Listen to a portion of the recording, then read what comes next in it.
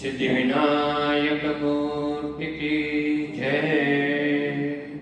வெற்றிவேல் முருகனுக்கு ஹரஹரோஹர. சத்குரு ஸ்ரீ அருணகிரிநாத சுவாமிக்கு ஜெய்.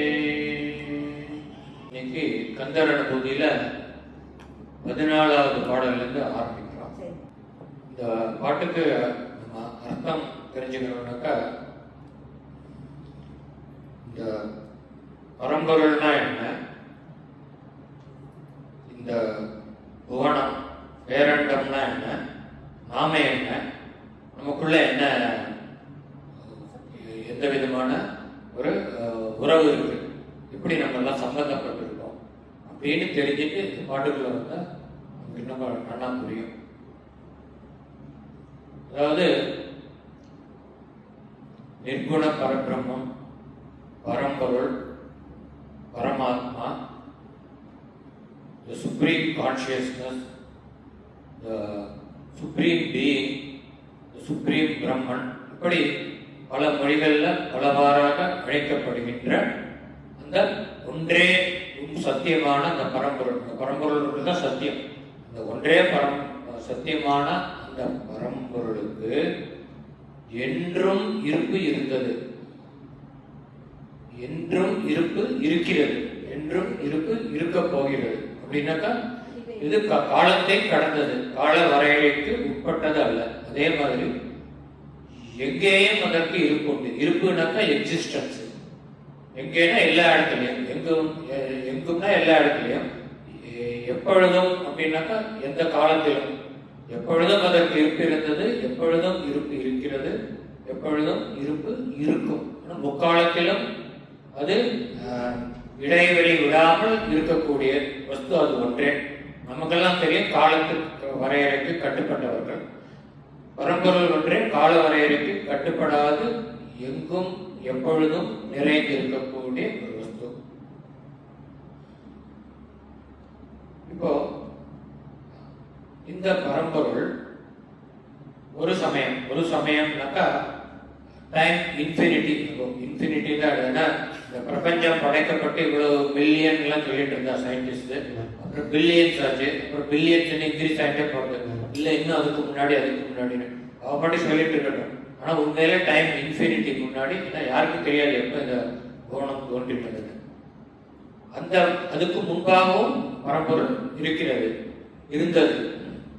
ஒரு நேரத்துல அந்த பரம்பொருள் இந்த பிரபஞ்சத்தை படைக்கணும் அப்படின்னு நினைச்சிட்டு தன்னை, அதாவது நிர்குண பரபிரமமாக இருந்த அந்த பரம்பொருள் தன்னை சகுண பரபிரமமாக வெளிப்படுத்தியது.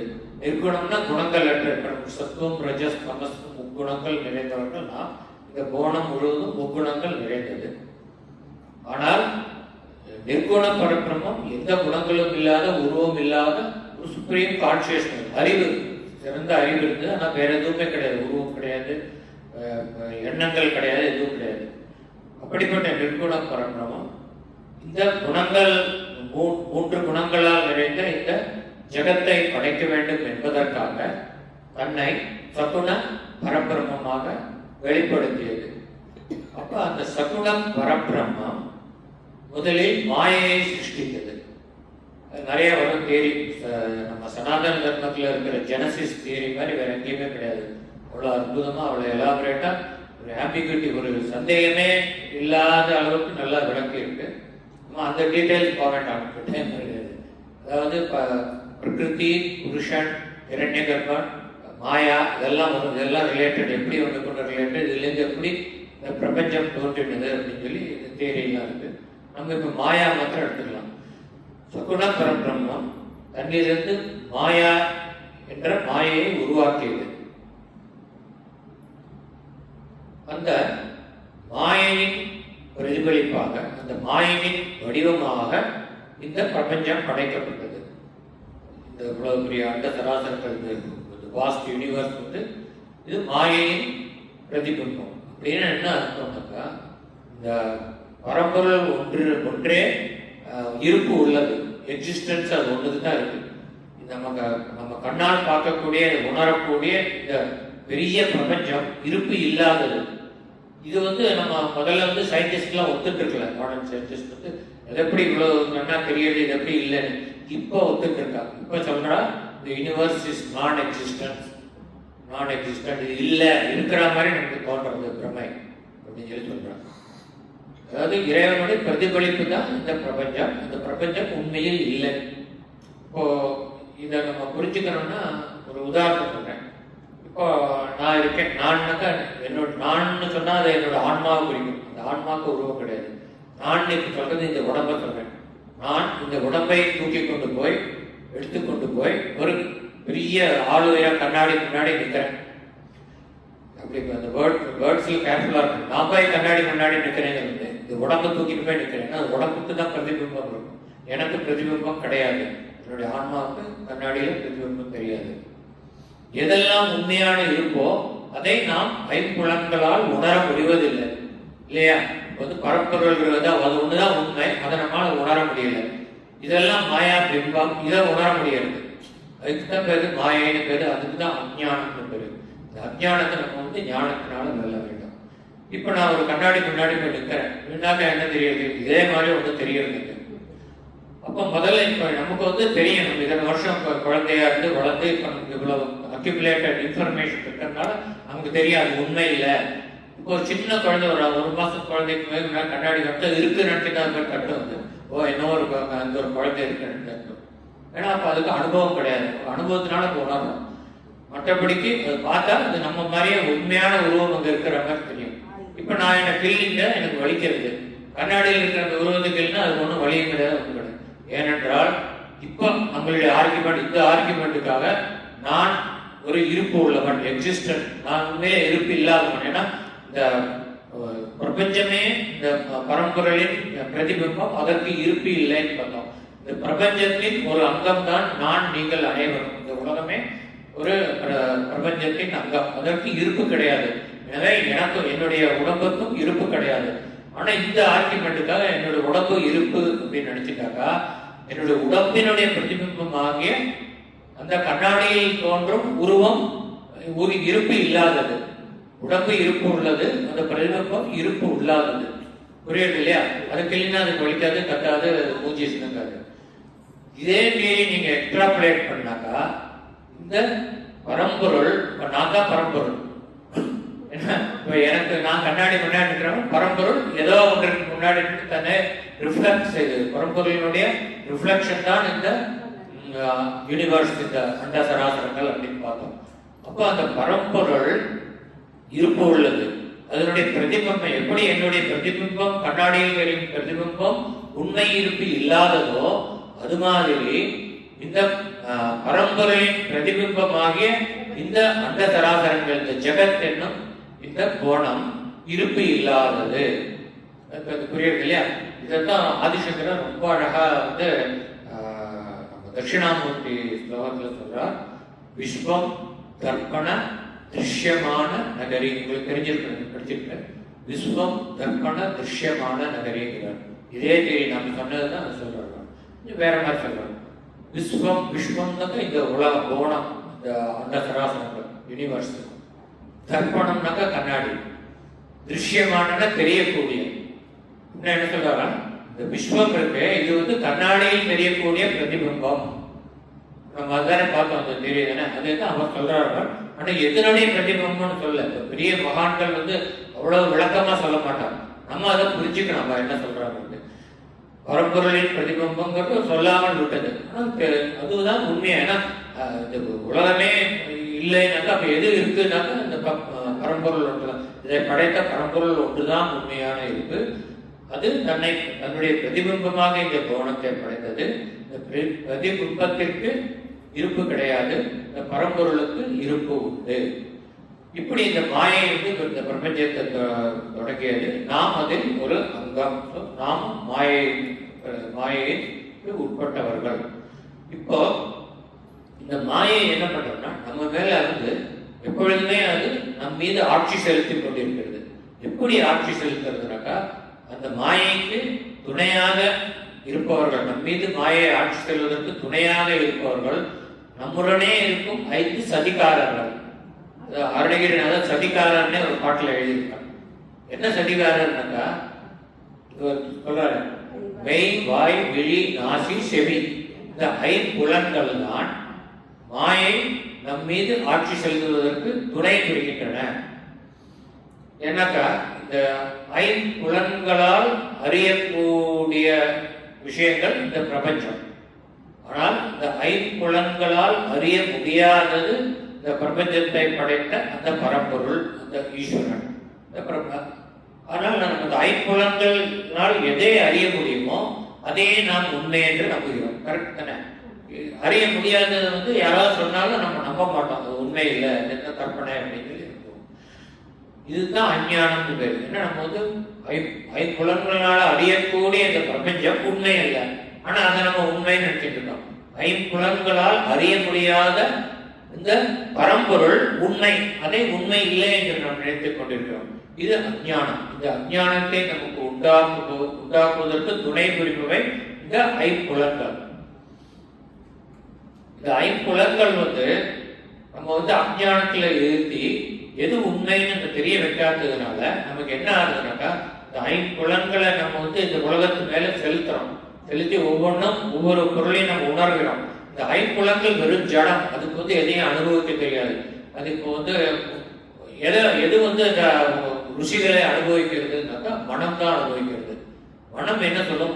நமக்கு பிடித்தமான ஒரு தின்பண்டம் இருக்கிறதுன்னா மனம் சொல்லும் நாவினிடம், நீ போய் அந்த தின்பண்டத்தை எடுத்து ருசி அப்படின்னு சொல்லும். ஆனா நாக்குனால டைரக்டா போய் ருசிக்க முடியாது, அங்க இருக்குன்னா நாக்கு நீட்ட முடியாது. அப்ப என்ன இருக்கு? நமக்கு 5 ஞானேந்திரியங்கள் இருக்கிற மாதிரி என்னென்ன மெய்வாய் விழி நாசியோடும் செவியும் இருக்கு இல்லையா, இது 5க்கும் ஞானேந்திரியங்கள்னு பேரு. அதுதான் ஒரு விசித்திரமான விஷயம், அந்த பேர் தான். ஏன்னா நமக்கு ஞானத்தை வரவிடாமல் தடுப்பவை இந்த ஐம்புலன்கள். ஞானத்தை வரவிடாமல் தடுக்கும் இந்த ஐம்புலன்களுக்கு ஞானேந்திரியங்கள் என்று பெயர் வைத்தார்கள். அது ஒரு விசித்திரமான விஷயம். அதனால நமக்கு இந்த 5 ஞானேந்திரியங்களை தவிர 5 கர்ம இந்திரியங்கள் என்று உண்டு. 2 கைகள், 2 கால்கள், நம்முடைய கழிவுகளை கழிக்கும் துவாரம், இதெல்லாம் சேர்த்து 5 கர்ம இந்திரியங்கள். கர்ம இந்திரியங்கள் ஞான இந்திரியங்களுக்கு துணை போகின்றன. அந்த தின்பண்டத்தை நாக்கு ருசிக்க வேண்டும் என்றால் கால் எழுந்து நின்று கை அதை எடுத்து வாயினில் போட்டுக் கொள்கிறது. நாக்கு அதை ருசிக்கிறது. ஆனால் அந்த ருசியினால் உண்டாகும் இன்பம் நாக்கினால் உணர முடியாது. நாக்கு வெறும் ஜடம். அந்த நாக்கு ஒரு கருவி, இன்ஸ்ட்ருமெண்ட். அது மெசஞ்சர். இந்த நர்வஸ் சிஸ்டம் தான் மெசஞ்சர். அந்த நாக்கில் உண்டான சுவையை அது மூளை அனுப்புறது. மூளையும் மனசும் ஒண்ணுக்கு சேர்ந்தது. மூளை அதை அலசறது, அந்த சுவை எப்படி இருக்குன்னு தெரிஞ்சுட்டு அதை மனசுகிட்ட சொல்றது. மனம் அந்த சுவையை அறிஞ்சிட்டு சுகப்படுறது. சுகப்படுவது மனம். அதனால் மனம்தான் ஐம்புலன்களை ஏறி நீ அதை செய் இதை செய் அப்படின்னு சொல்லி அதுக்கு கட்டளை எழுதுகிறது.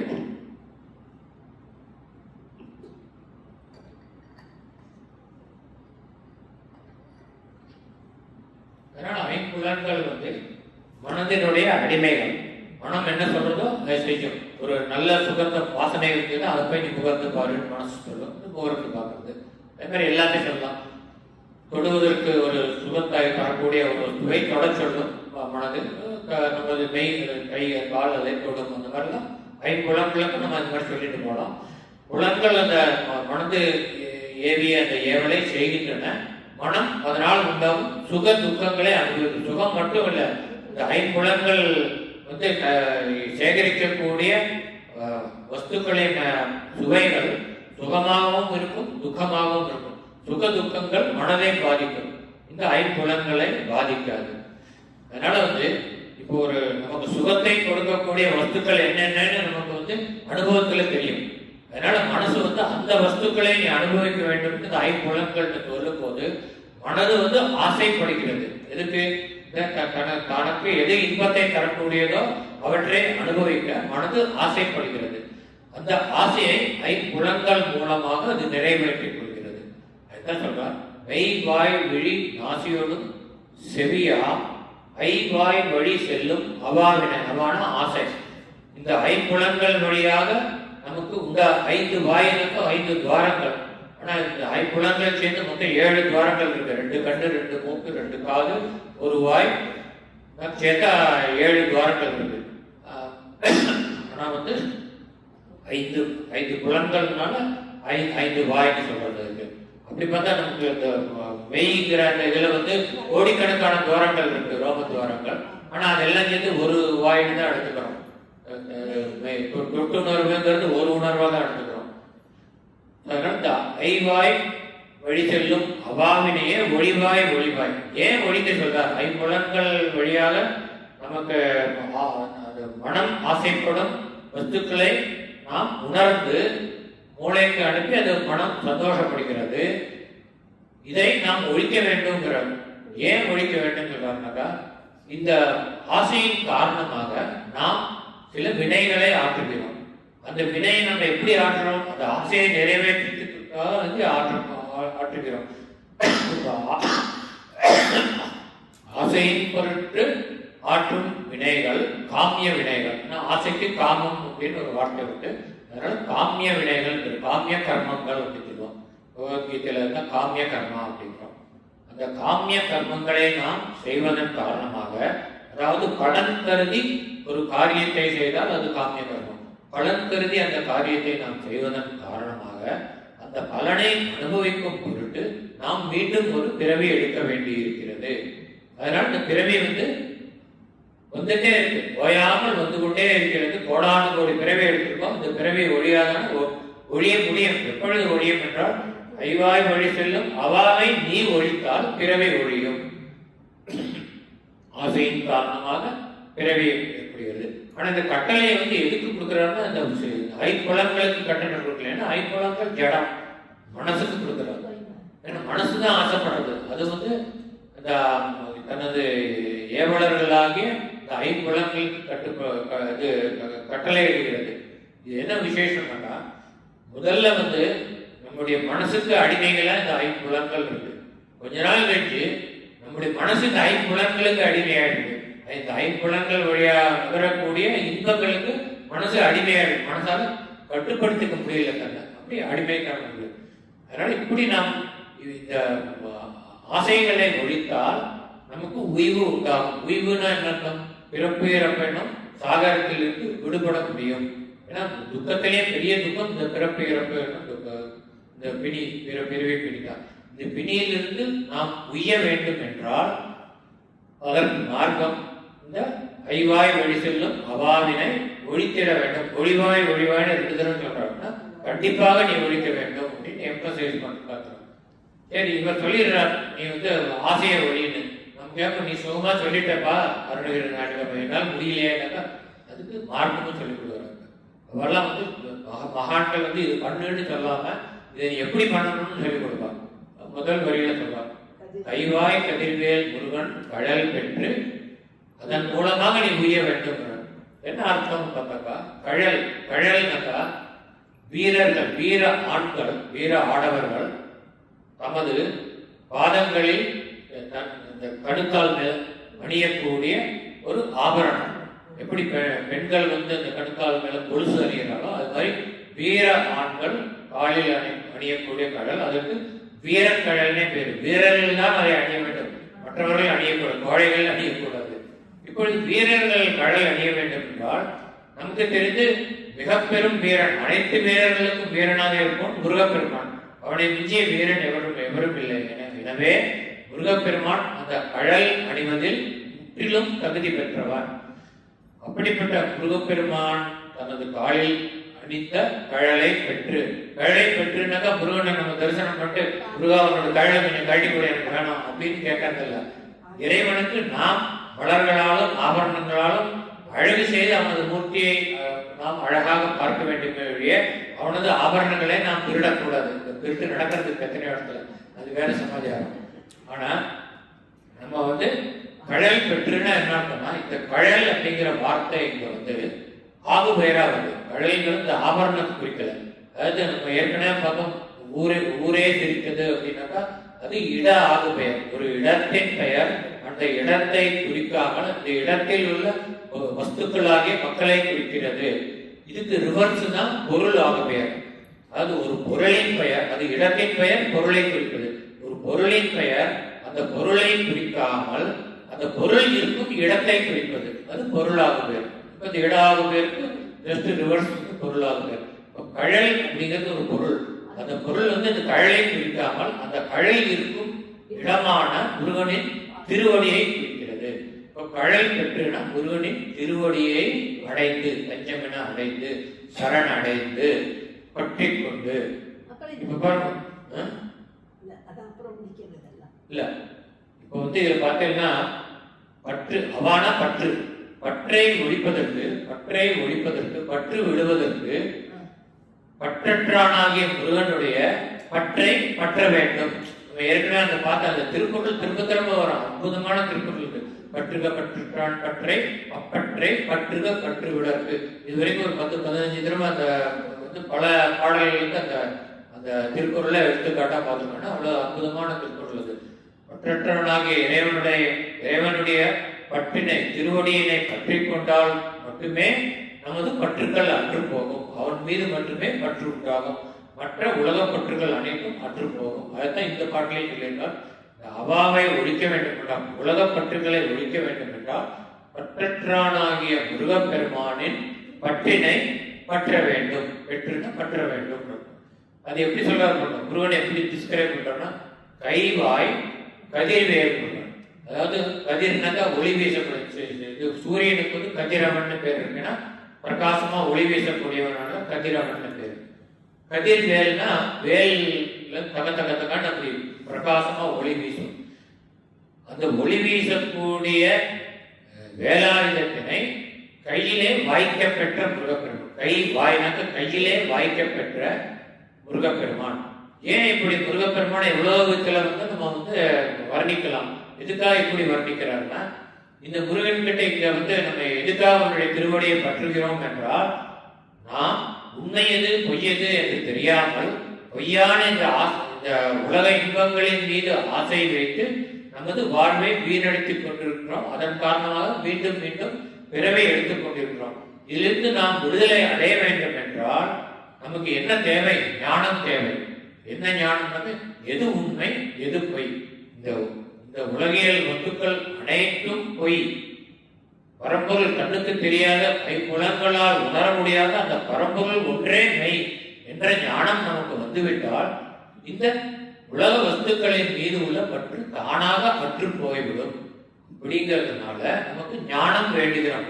முருகனுடைய திருவடியை குறித்து ஞானத்தை வேண்டுகிறோம். ஞானத்தை வேண்டும் போது ஞானம் முருகனுடைய ஞான வடிவம் எங்க இருக்கு? அவருடைய கை வேல்ல இருக்கு. திருக்கை வேலாயுதம். வேலாயுதம் வந்து ஞானவேல்னு பேர் இருக்கு. ஞானவேல் முருகனுக்கு அரஹரோ ஹரான்னு சொல்றோம் இல்லையா? ஞானத்தின் பிரதிநிதி அந்த வேல். அதனாலதான் வந்து அஜ்ஞானம்ங்கிறது வந்து இருட்டு, ஞானம்ங்கிறது வெளிச்சம்.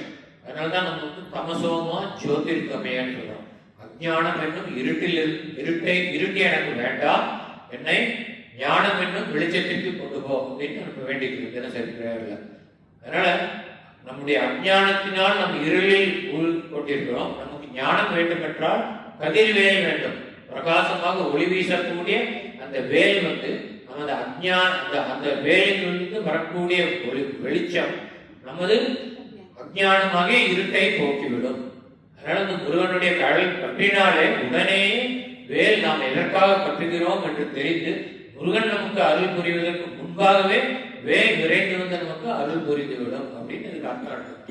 கைவாய் கதிர்வேல் முருகன் கடல் பெறுவதன் மூலமாக நாம் ஐவாய் வழி செல்லும் அவாவை ஒழித்து விட முடியும், ஒழிக்க வேண்டும் அப்படிங்கிறது.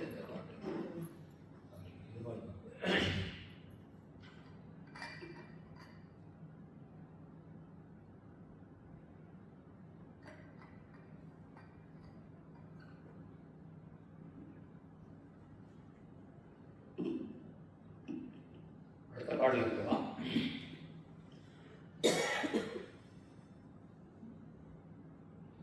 முருகன் குமரன் குகன் என்று மொழிந்துன்னு சொல்லி நாமங்களை சொல்லி. இப்போ முருகப்பெருமானுக்கு எவ்வளோ திருநாமங்கள் இருக்கு. சரவணன், ஆறுமுகன், சண்முகன், கார்த்திகேயன், காங்கேயன், எவ்வளோ பேர் இருக்கு. ஆனால் குறிப்பா இந்த 3 பெயர்கள், ஏதோ 3 பேர் தானே இல்லை, இந்த 3 பெயர்களை அருணகிரிநாதர் இப்போ உபயோகித்ததற்கு காரணம் இருக்கிறதா என்று கேட்டால் காரணம் இருக்கிறது. ஏன்னா எதுவுமே அவர் எந்த ஒரு வார்த்தையும் அவர் தேவையில்லாமல் போட மாட்டார். வேற இந்த வார்த்தைகளை வேற வார்த்தையை போடலாமே முயற்சி பண்ணா அது அர்த்தம் அனர்த்தமாகிவிடும். அதே மாதிரி முருகன், குமரன், குகன் அப்படிங்கிற ஒரு ஆர்டர்ல போட்டுருவார். ஃபர்ஸ்ட் முருகன், அப்புறம் குமரன், அப்புறம் குகன். இந்த ஆர்டர்ல தான் வரணுமா அப்படின்னா இதுல தான் வரணும் அப்படிங்கிறதுக்கும் காரணம் இருக்கு. ஏன்னா அருணகிரிநாதர் இந்த பாட்டை மட்டும் இல்லை, அருணகிரிநாதர் எழுதிய எந்த பாட்டாக இருக்கும் நம்ம ஏன் இப்படி எழுதியிருக்காரு, இப்படி மாற்றி எழுதலாமே, வார்த்தையை மாற்றினோம்னா நம்மளுடைய அறிவை நம்ம மாற்றினோமே என்றால், ஏன்னா அவர் என்ன நினைத்து எழுதினாரோ அது டீப் அண்டர்ஸ்டாண்டிங் நமக்கு வந்தாதான் அவர் ஏன் அப்படி எழுதியிருக்காரு. மேலாட்டமா பார்த்தா இது எழுதின சரியில்லையா, இது வேற மாதிரி மாற்றி எழுதலாமே தோணும். அப்படி நம்ம மாற்றி எழுதினா அதனுடைய உண்மையான அந்த மெய்ப்பொருளை அது நாசம் செய்துவிடும், அழித்துவிடும். அதனால எந்த வார்த்தையை அவர் போட்டாலும் அது கரெக்டாக போட்டிருக்காரு. அவருக்கு அது வித்தியாசம். இது சொல்லும்போது எனக்கு திருக்குறள் ஞாபகம் வருது. அவர் இன்சிடென்ட், அதாவது ஒரு ஃபாரினர் யூரோப்பியன், அவர் மீனாட்சி சுந்தரம் பிள்ளைன்னு ஒரு தமிழ் அறிஞர் இருக்கார். அவர்கிட்ட இந்தியாவுக்கு அவர்கிட்ட தமிழ் கற்றுட்டு இருந்தார், திருக்குறள் கற்றுட்டு இருந்தார். அப்போ மீனாட்சி சுந்தரம் பிள்ளை அந்த அந்த ஒரு ஃபாரினர் தக்கார் தகவலர் என்பது அவரவர் எச்சத்தால் காணப்படும் அப்படிங்கிற ஒரு திருக்குறளை சொல்லிக் கொடுக்குறார். நீங்க என்ன அர்த்தம், தக்கார் தகவலர் நல்லவர் கெட்டவர் அப்படின்னு ஒருத்தரை சொல்லணும்னா அவருடைய சந்ததியை பார்த்தாலே தெரிஞ்சிடும். அவருடைய பையன் நல்லவனாக, அப்பாவும் நல்லவனாக இருக்கு, நல்ல விதமா அவருடைய பிரதிபலிப்பு தானே, அவருடைய குணங்கள் தானே அவருக்கு வந்திருக்கும். எக்ஸப்ஷன்ஸ் இருக்கு, பட் ஜென்ரலா இதுதான் பொருள். அதனால பையனை பார்த்தாலே அப்பா எப்படிப்பட்டவன்னு தெரிஞ்சுக்கலாங்கிற இடத்துல எழுதியிருக்கார். அப்போ இந்த ஃபாரினர் கேட்கிற தக்கார் தகவலர் என்பது அவரவர் எச்சத்தால்னாக்க அந்த ரைம் அவர் சரியா வரல, மக்களால் காணப்படும் போட்டுக்கலாம். மக்கள்னு சொல்லுவாங்க புதல்வர்ல, மக்களால் காணப்படும் சொல்லலாமே ஒரு கோபம் வருது. திருக்குறளே நீ கரெக்ட் பண்றியா, நீ இது உண்மையான அர்த்தம் தெரிஞ்சுக்காம நீ ஏன் அப்படி இது மாதிரி கரெக்ட் பண்ண, உனக்கு இன்னும் சொல்லிக் கொடுக்க முடியாதுங்கிறோம். அப்போ ஒரு மன்னிப்பு கேட்டு சொல்றாரு, ஏன் இதில் என்ன தப்பு சொன்னோம், எச்சத்தால் போட்டதுக்கு அர்த்தம் காரணம் இருக்காது. இல்லைன்னா அவருக்கு திருவள்ளுவருக்கு தெரியாத, ரைமுக்கு தக்கார் மக்கள்னு போட்டால் தெரியாத அவருக்கு ஏன் போடலன்னா மக்கள் தான் ஜென்ரலா இருக்கு. எச்சம்னாக்கா அவருடைய எஞ்சி நிற்கக்கூடிய குணங்களை கொண்டவன் மகன், தந்தையினுடைய எஞ்சி நிற்கக்கூடிய குணங்களை கொண்டவன் மகன். அப்படி எஞ்சி நிற்கக்கூடிய குணங்களை கொண்ட மகனுடைய குணத்தை கொண்டு தந்தையோட குணம் எப்படிப்பட்டது என்பதை ஒரு ஊகிக்க முடியும். ஆகையினால் தந்தை தக்காரா தகவலரா என்பதை அவருடைய எச்சத்தின் மூலமாக தான் காண முடியும், மக்களால் காண முடியாது அப்படின்னு சொல்லி சொல்றார்கள். அப்புறம் அவர் மன்னிப்பிட்டு திரும்ப அவருக்கு சொல்றது. அது மாதிரி அருணகிரிநாதர் முருகன், குமரன், குகன் அப்படின்னு போட்டதுக்கு காரணம் என்னன்னு விரிவாக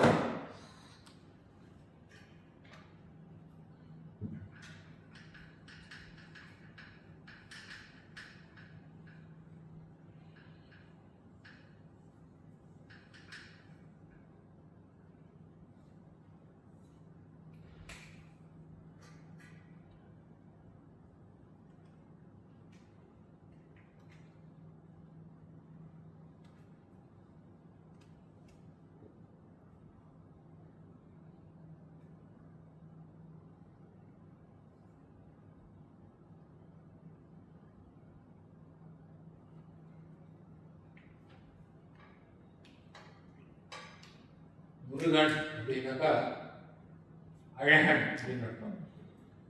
முருகன்னாக்கா அழகுன்னு அர்த்தம். தமிழ்ல நமக்கு எல்லாம் தெரியும், முருகன் மாதிரி அழகன் வேற யாரும் கிடையாது. முருகன்னா அழகன்.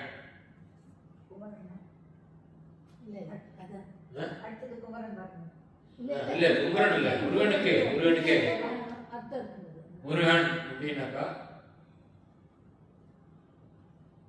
இளைஞன், என்றும் இளமையுடன் இருப்பவன், புதுமையே உடையாது இளைஞன். அப்புறம் சுகந்தமான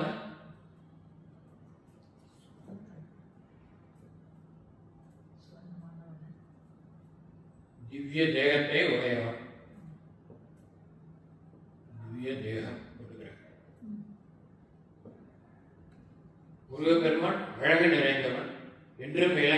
இருப்பவன்.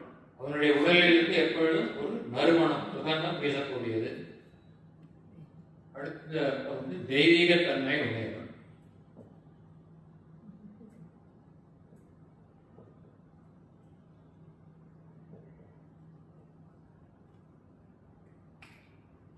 இப்போ நம்ம வந்து முருகா அப்படின்னு நம்ம வந்து பிரார்த்தனை பண்ணோம்னா நம்ம வந்து அது வெறும் ஒரு வார்த்தையாக உபயோகிக்காமல் அதனுடைய பொருள் உணர்ந்து சொல்ல வேண்டும். எதுவுமே நம்ம வந்து இவரே சொல்றாரு மாணிக்கவாசகரே, சொல்லிய பாட்டின் பொருள் உணர்ந்து சொல்லுவார் செல்லுவர்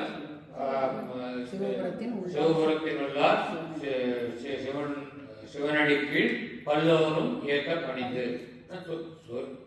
அர்த்தம் இல்லாமல் ஒரு ஸ்லோகத்தையோ தமிழ் பாடல்களையோ பாடினால் அதுக்கு பலன் இல்லை அப்படிங்கிறது உண்மையான வாக்கு.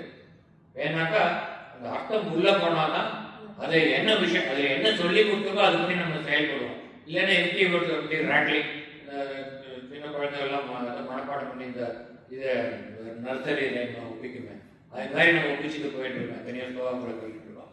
அதுக்காக நான் குறை சொல்லலை, ஆனால் அதனுடைய பலன் கிடையாது. ஸ்லோகம் சொன்னது பலன் கிடையாது. அதனால முருகா அப்படின்னு நம்ம சொல்லும் பொழுது நம்ம மனசுல வந்து ஒரு அழகான இளமையான ஒரு நறுமணம் வீசக்கூடிய ஒரு தெய்வீகமான ஒரு உருவம் தோன்ற வேண்டும்.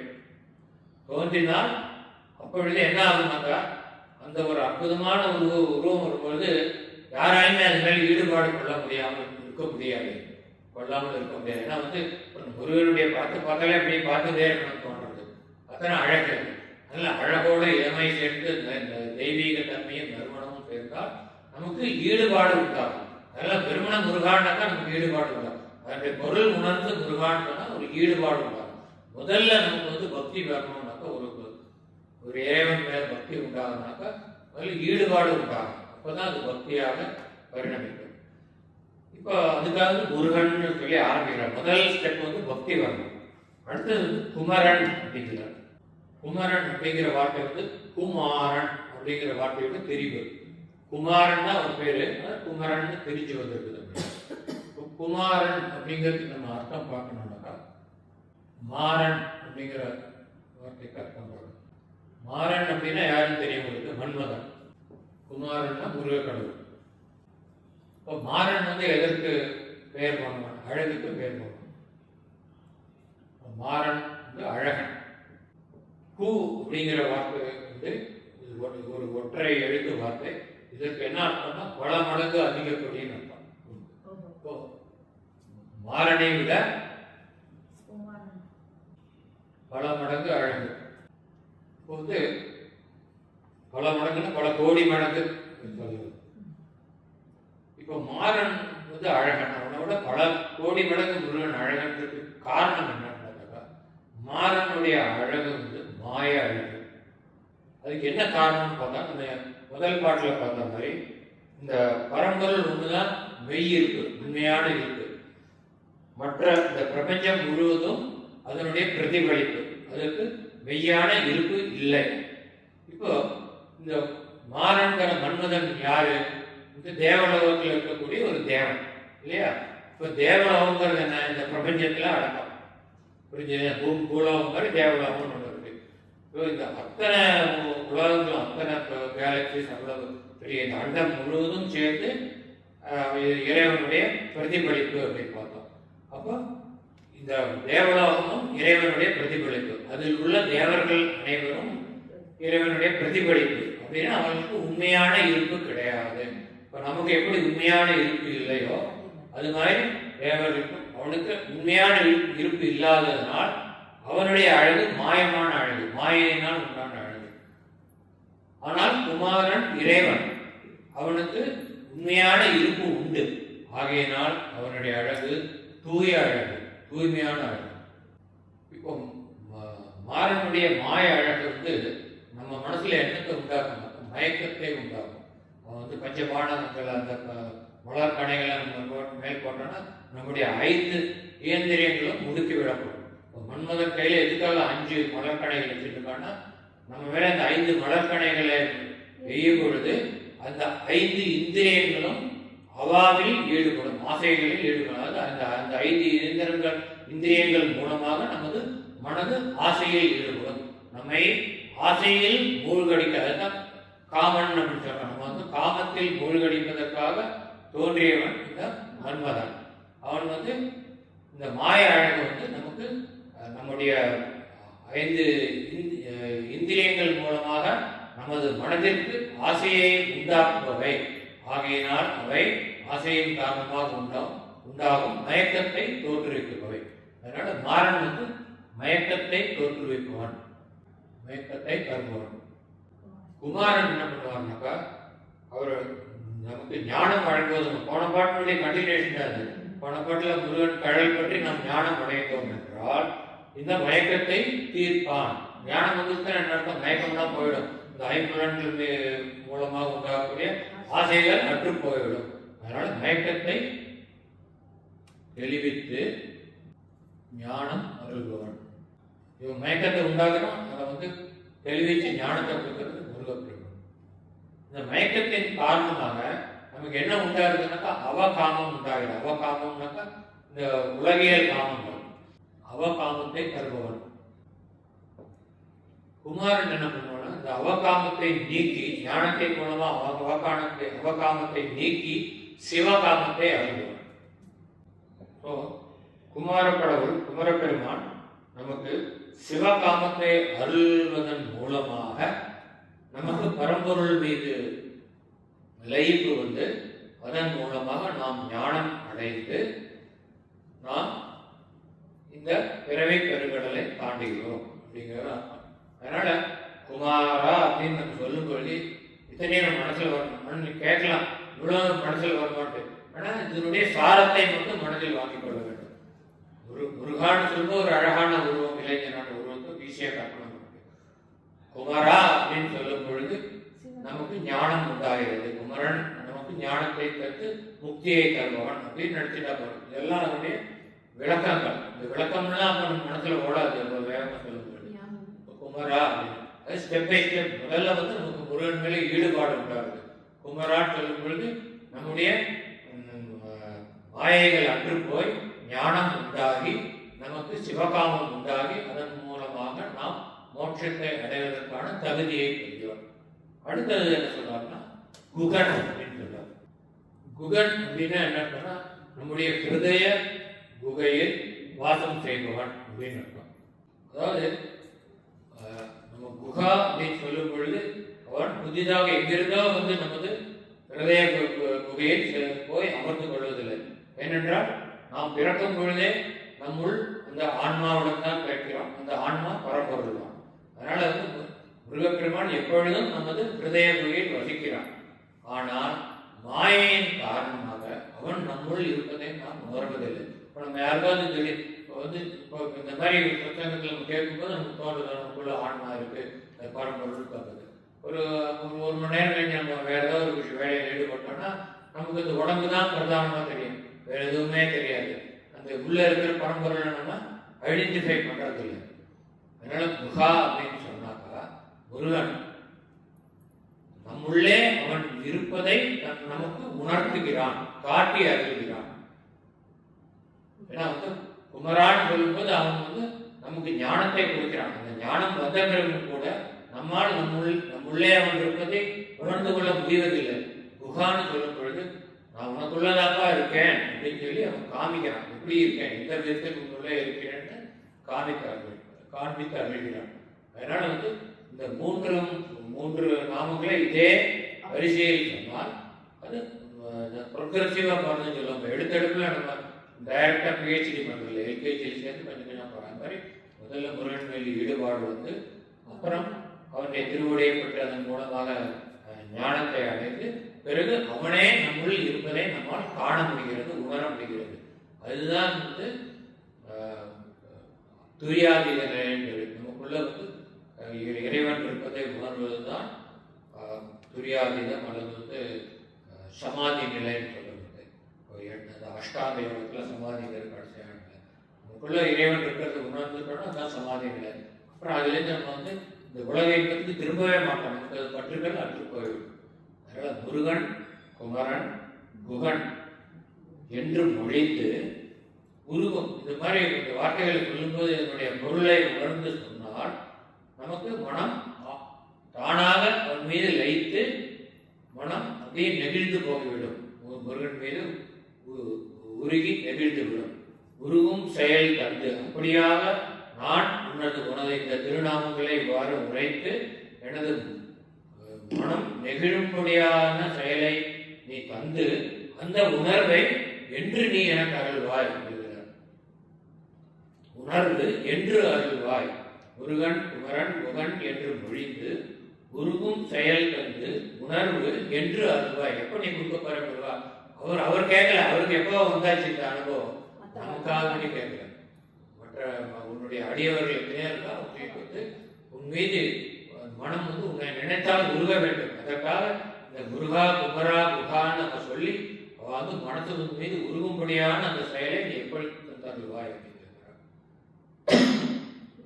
அடுத்து வந்து முருகனை வந்து என்ன மாதிரி கூப்பிடுறாருன்னா ஒரு புங்கவரும் புவியும் பரவும் குரு புங்கவா அப்படிங்கிறார். ஒரு அப்படின்னா போரிடும் அர்த்தம், போர் செய்யும். புங்கவர் அப்படின்னா தேவர்கள். பொரு புங்கவரும் அப்படின்னா போர் செய்யக்கூடிய தேவர்கள் அப்படின்னு போர் செய்யக்கூடிய தேவர்கள் அப்படின்னாக்கா நீங்க வந்து தேவர்களை பத்தி நீங்க கொஞ்சம் அவசியம் உங்களுக்கே தெரிஞ்சுக்கணும் தேவர்கள் எப்படிப்பட்டவர்கள் என்று. தேவர்கள் சாதாரணமாக இருக்கும் பொழுது அவர்கள் சுகபோகத்தில் திளைத்துக் கொண்டிருப்பவர்கள். சோமபானம் சுராபானம் எல்லாம் அறிஞ்சிட்டு ரொம்ப ஊர்வசி மேலகாத்தில் அவர்களுடைய நடனத்தை கழிச்சுட்டு அப்படி சுகமான வாழ்க்கை வாழ்றோம். அவங்களுக்கு கஷ்டப்படுறதுக்கே பிடிக்காது. இது நார்மலா அப்படி பண்ணிட்டு இருக்கோம். அப்ப இறைவனை நினைக்க மாட்டார்கள். அவங்க அந்த சுகமா இருக்கும் நம்ம தான் இறைவனை வழிபடுகிறோம், அவர்கள் இறைவனை நினைக்க மாட்டார்கள். எப்ப அவர்கள் இறைவனை இறைவனுடைய திருவடியை பற்றுவார்கள் என்றால் அசுரர்கள் வந்து அவர்களை பார்க்கும் பொழுது. நீங்க தேவர்களையும் அசுரர்களையும் ஒப்பிட்டு பார்த்தா தேவர்களை விட பல மடங்கு வீரர்கள் அசுரர்கள், பல மடங்கு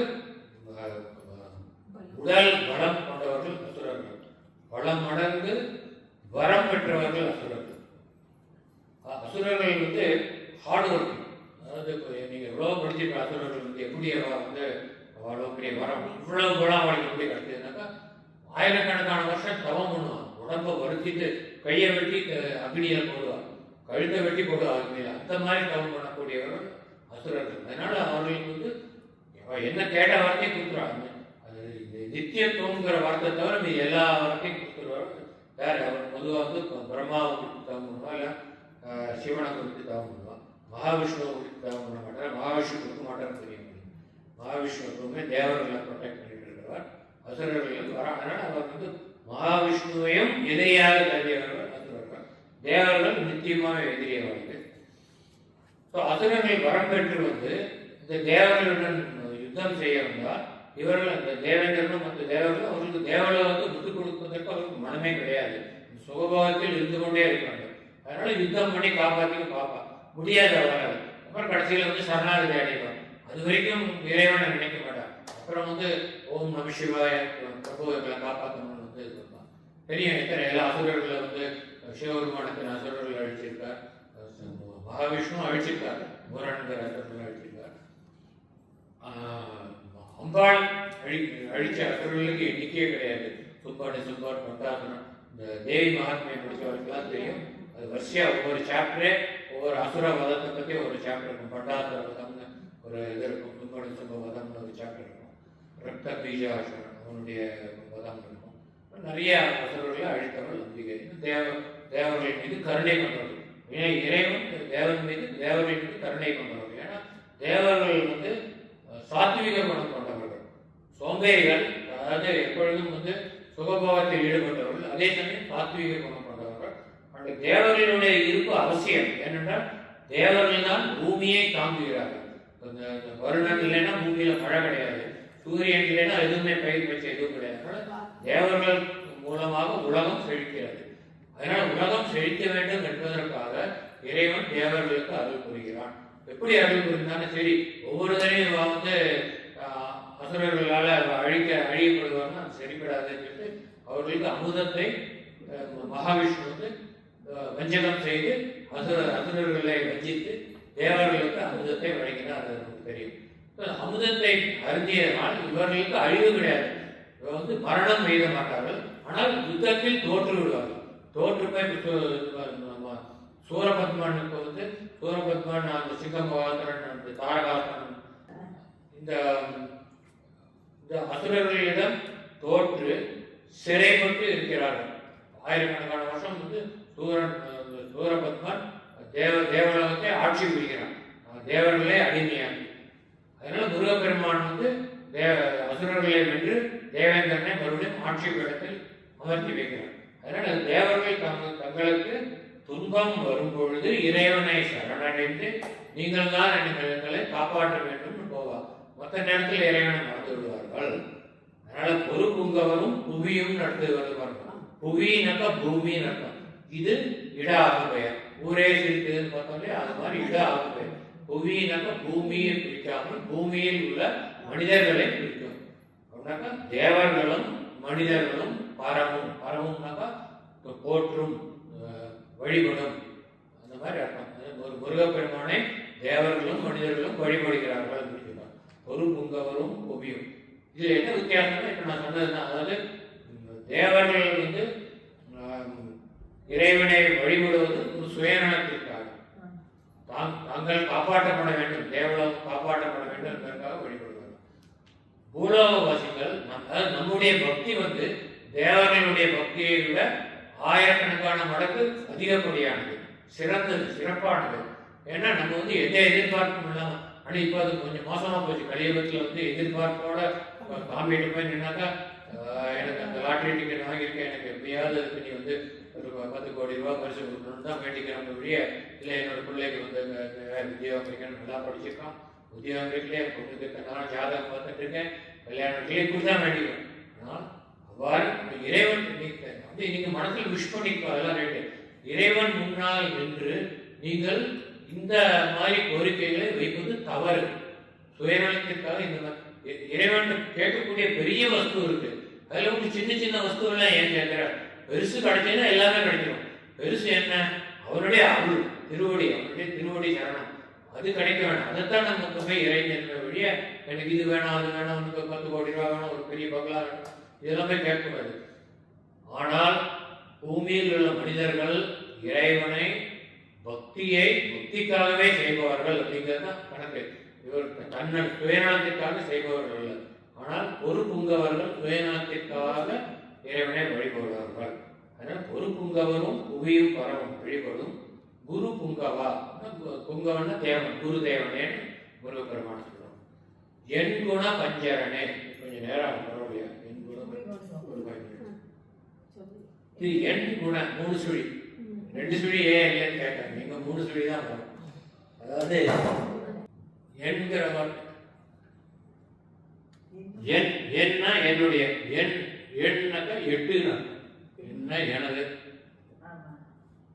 மம மைண்ட். என் அப்படின்னாக்கா 8, நம்பர் 8.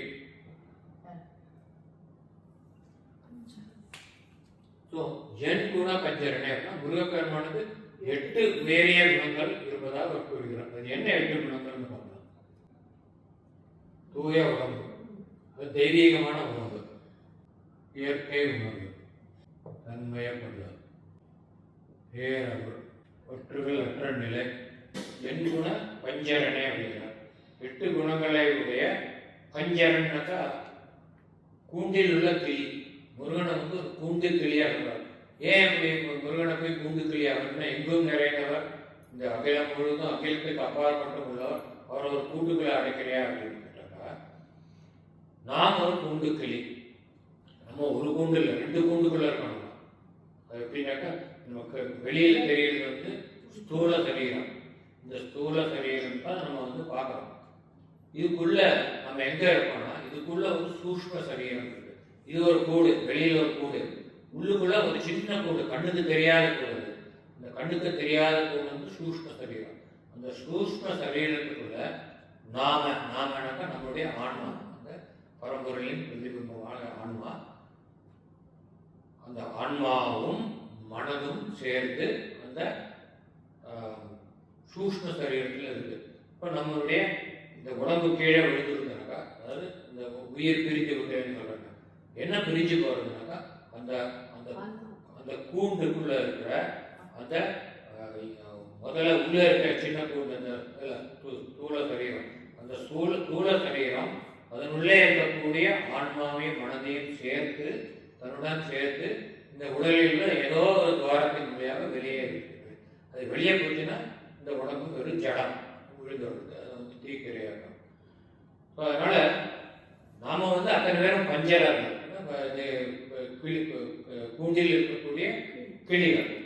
இப்போ நமக்கு வந்து முருகப்பெருமான் வந்து நமக்கு உபதேசம் செய்ய வேண்டும், ஞான உபதேசம் செய்யணும்னாக்கா அவன் அருவமாக வந்து உபதேசம் செய்தால் நமக்கு புரியாது, அவன் பார்க்கவே முடியாது யார் வந்து உபதேசம் பண்றாங்க.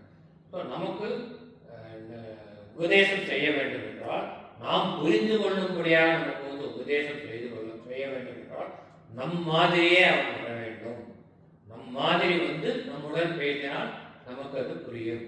அதனால வந்து நம்ம மாதிரி ஒரு மனித உருவத்தில் ஏன் இறைவன் மனித உருவத்தில் வந்து நமக்கு அம்பாளை வந்து மனுஷ உருவத்தில் வடிவத்தில் தான் பண்றோம்.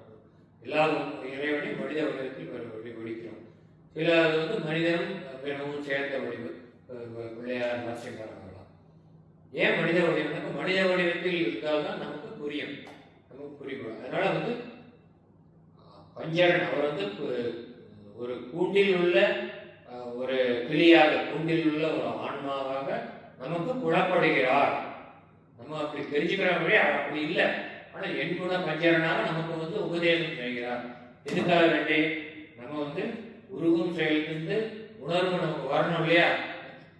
போன பாட்டில் பார்த்த அந்த ஞானம் வந்து அதன் காரணமான பிறவையை அழிக்க வேண்டும். அதற்கான ஞானத்தை உபதேசம் செய்ய வந்தால், அவன் அருவமாக வந்தால் நாம் அவனை உணர முடியாது. ஆகவே அவன் தனக்காக ஒரு உருவத்தை ஏற்படுத்திக் கொள்கிறான். அந்த உருவம் ஒரு கூண்டு தானே. நமக்கு வந்து உருவம் வந்து கூண்டு இல்லைன்னா நமக்கு இந்த உருவம் இல்லைன்னாக்கா நாம் இந்த உருவம் இல்லை, நாம் அதனில் இருக்கும் கண்ணுக்கு தெரியாத ஆன்மா. இந்த உருவம் ஏதோ ஒன்று ஒரு கூண்டு.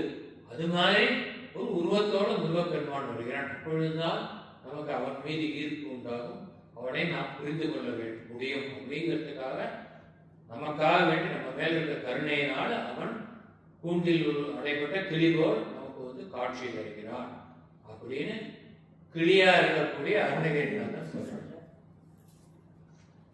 ஞாபகம் அடுத்த கிளாஸ்ல சொல்றேன். ஸ்ரீ அருணகிரிநாத